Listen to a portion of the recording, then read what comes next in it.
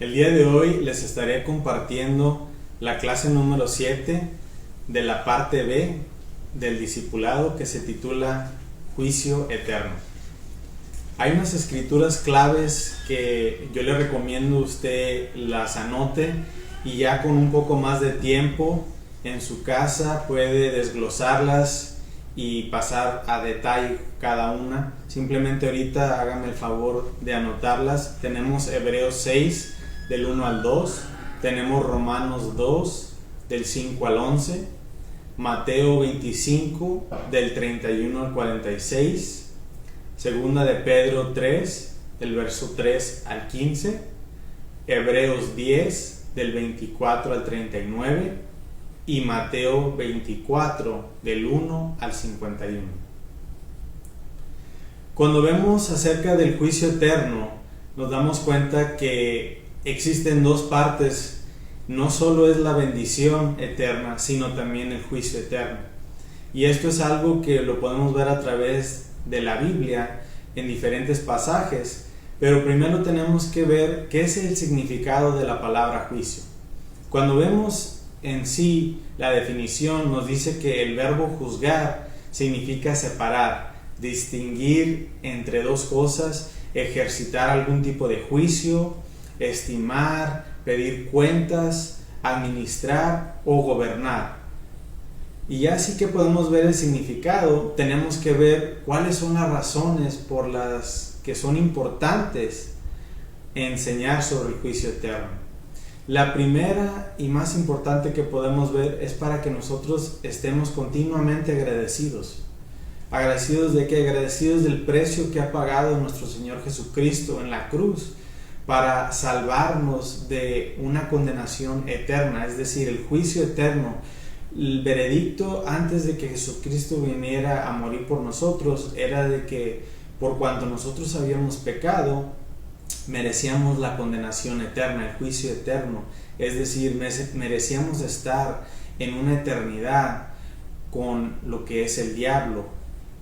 Y esto nos damos cuenta que es una maldición eterna. Y de esa manera nosotros podemos ahora estar agradecidos y decirle gracias Dios, gracias Jesús, porque tú hiciste el mayor sacrificio y ahora me has dado la oportunidad de yo poder aceptarte y poder un día pasar una eternidad contigo en bendición. La segunda razón que es importante hablar acerca del juicio es para que vivamos en el temor de Dios. Aquí esto nos recuerda que cada día nosotros vivimos una vida donde hay tentaciones, donde quizás vayamos a caer, pero donde también tenemos que estar dando cuentas a Dios y poder temerle, sabiendo que Él es el que puede venir a no solamente quitar la vida, sino traer una condenación eterna para aquellos que no están en obediencia a su palabra. La tercera es para poder despertar intercesión por los perdidos.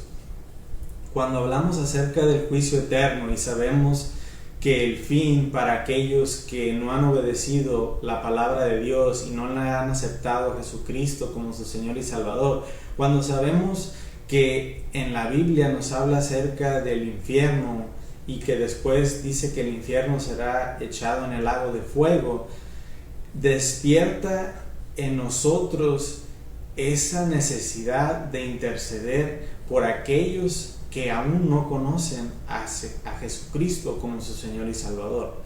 Ahorita tú puedes decir, bueno, es que son muchos en el mundo.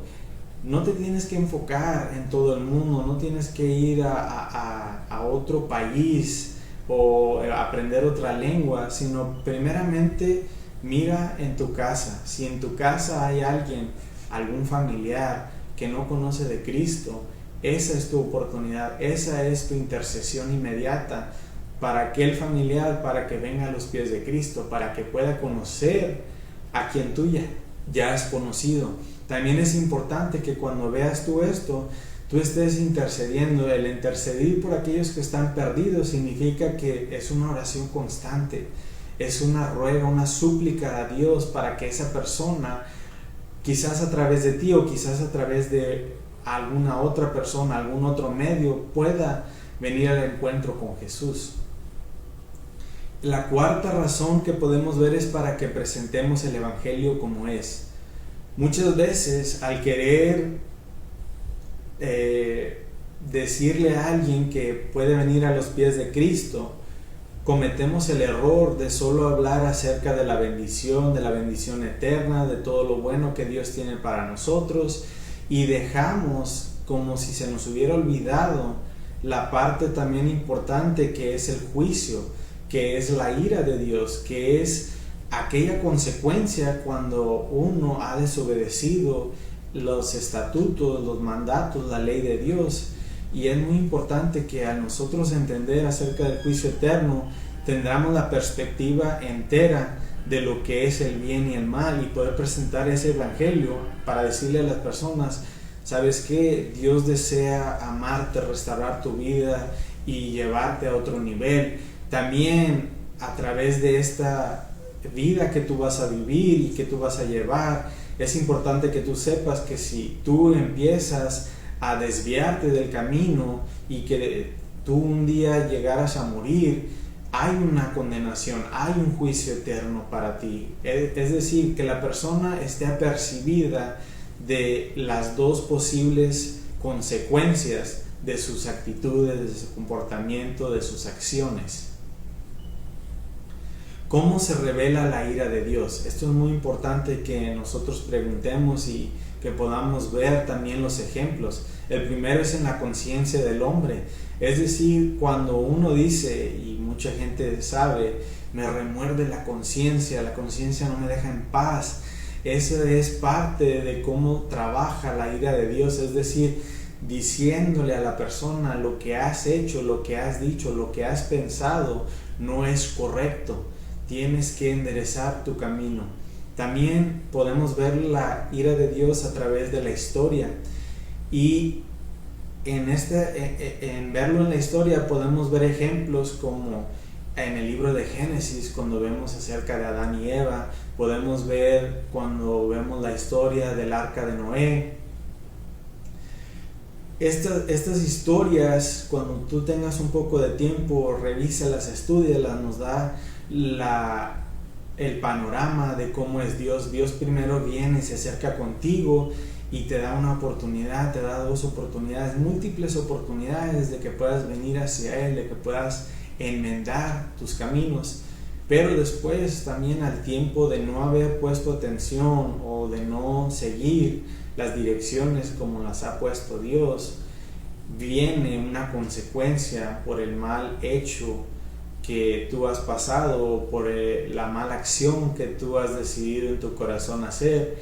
Entonces en ese momento también se ve y se puede experimentar la ira de Dios, y de esta manera lo podemos ver muy palpable en la historia de Adán y Eva y también en el arca de Noé. También vemos que hay consecuencias de los pecados que cometemos, y como lo vemos ahí en Gálatas 6:7, la paga del pecado es la muerte eterna. Es decir, si uno llegara a pecar y no toma la oportunidad de arrepentirse y llegar a morir, ya es por un hecho de que el no haberse arrepentido de los hechos que hemos cometido, de los pecados que hemos cometido. Nos dice la Biblia que nosotros estamos, como quien dice, preparados ya para ir a lo que es la condenación eterna. Esto es otra manera que nosotros podemos ver que se revela la ira de Dios. La mayor manifestación de la ira de Dios fue cuando Jesucristo fue al Calvario. Y esto nos damos cuenta que en ese momento Jesús cargaba todo el pecado de la humanidad sobre su cuerpo. Y hubo un momento donde aún Dios tornó su rostro de Jesús. Y tú lo puedes leer más a fondo, pero es algo muy quizás inusual que tú vayas a ver en las Escrituras, pero fue esta vez donde era demasiado el pecado que que el Padre tornó su rostro de Jesús.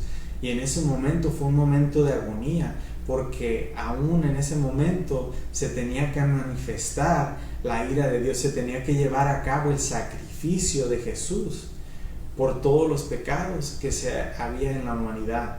Y Él, a poder llevar eso a cabo y después resucitar al tercer día, nos da esa manifestación que Él es el único que puede limpiarte de pecados, que Él es el único que puede llevarte al Padre para una reconciliación. Eso es muy importante y quiero que tú lo anotes y que tú lo veas y lo estudies en tu casa. También vemos que hay diferentes nombres. Uno de los nombres que le llaman es el juicio eterno. Se llama el grande y temible día de Jehová. Eso lo puedes ver en Malaquías 4:5. También habla acerca del día de la ira de Dios. Esto es en Romanos 2:5. El día del juicio y destrucción de hombres impíos en 2 de Pedro 3:7.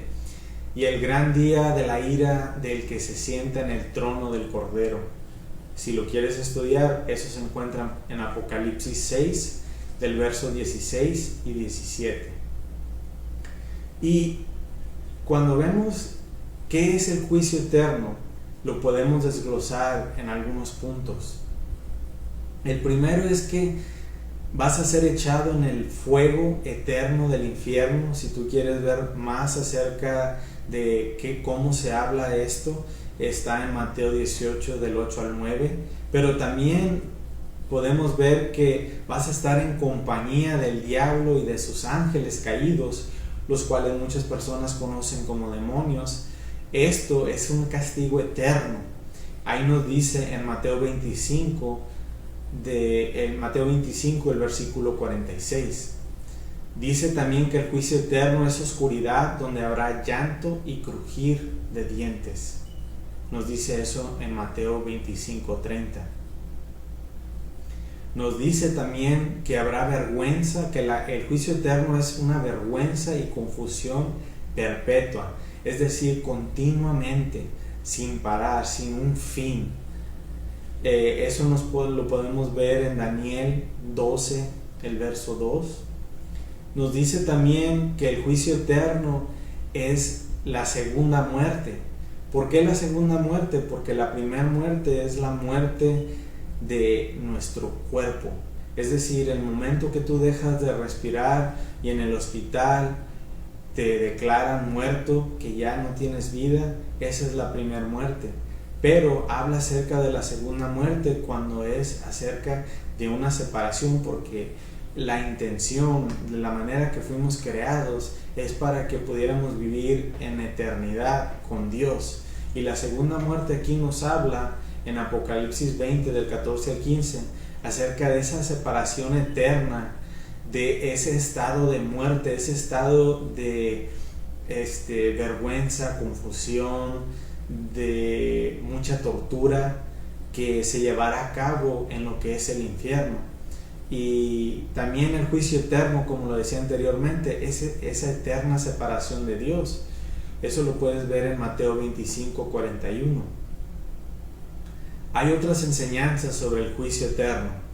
Estas son enseñanzas falsas. Yo las quiero compartir con ustedes para que estén advertidos, alertas, pero que también ustedes, si hay alguien que está confundido y quizás ha escuchado alguna de estas enseñanzas, pueden ustedes encaminarlos a la verdad, viendo y guiándose por la palabra de Dios, que es la Biblia.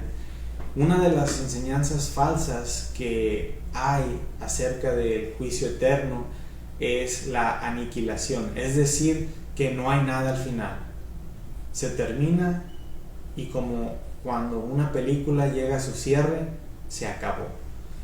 Esta es una de las enseñanzas que mucha gente cree que al momento de morirse ya no hay nada más, que ya todo se terminó, que todo es aquí en esta tierra, ¿verdad? Y muchas veces hemos escuchado aún de nuestra propia pastora, me gusta mucho cómo relata ella esto, es de que si esa fuera la verdad, pues qué desilusión el pensar que aquí podemos encontrar algo que se parezca a lo que es el cielo. Y también, en verdad, qué relajante es saber que lo más difícil que podrías vivir aquí sería considerado el infierno. Son cosas donde te das cuenta uno que no son verdad, y nos dice la Biblia y nos habla acerca del juicio eterno. La segunda que nos dice ahí de estas enseñanzas falsas es acerca del castigo temporal, es decir, que hay algo por cual tú tienes que pasar un tiempo, y después de que pasas ese tiempo ya se termina, todo queda, te desvaneces, eres aniquilado. Y la tercera enseñanza falsa que hay sobre el juicio eterno es una reconciliación universal, es decir, aquí incluso el diablo está a una disposición de ser salvo. Y sabemos que a través de leer las escrituras de Dios, cada una de estas enseñanzas son falsas. Por eso les digo, si hay alguien que ha venido a ustedes con algún tipo de enseñanza como esta, basen ustedes su respuesta y su creer en cómo dice la palabra de Dios y cómo habla acerca del juicio eterno.